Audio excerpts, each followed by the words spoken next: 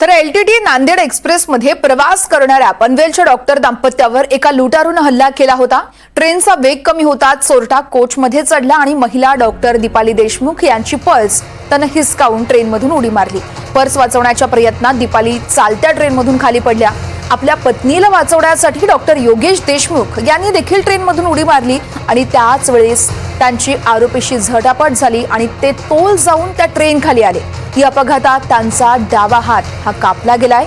ही घटना 4 जून रोजी पहाटे 3:50 घडली आहे। धक्कादायक बाब म्हणजे घटनेच्या वेळेस कोचमध्ये कोणताही सुरक्षा कर्मचारी, आरपीएफ किंवा मग जीआरपी जवान उपस्थित नव्हता।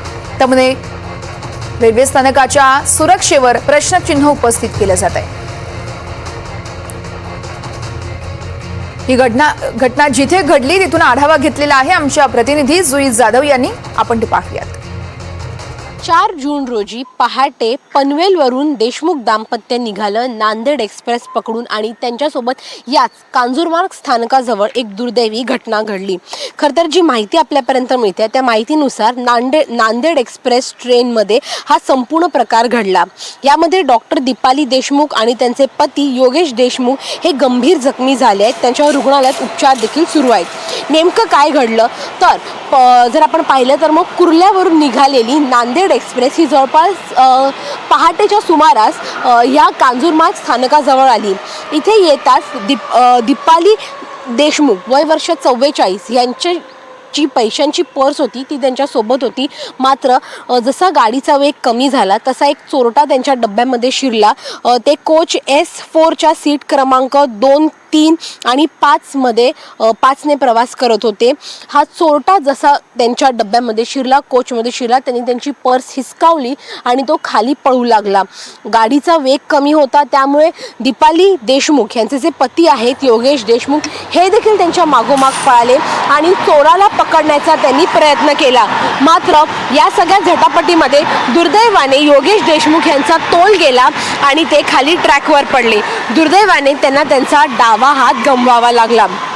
ही तीच जागा आहे जिथे ही संपूर्ण घटना घडली। कांजूरमार्ग स्थानक अगदीच समोर आहे।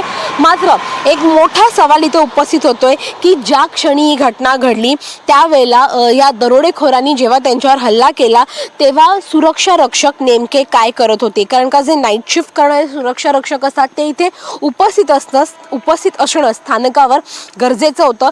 खरं तर आपण जेव्हा रेल्वेने प्रवास करतो तेव्हा हातातून फोन हिसकावून घेणं, जेव्हा आपण दरवाजात उभे असतो तेव्हा किंवा महिलांच्या डब्यामध्ये शिरून त्यांची छेडछाड करणं हे सगळे प्रकार तर घडतच असतात। मात्र एक डॉक्टर दाम्पत्याला चोरालाच पकडताना आपला हात गमवावा लागला। ही दुर्दैवी घटना त्यांच्यासोबत घडली आहे।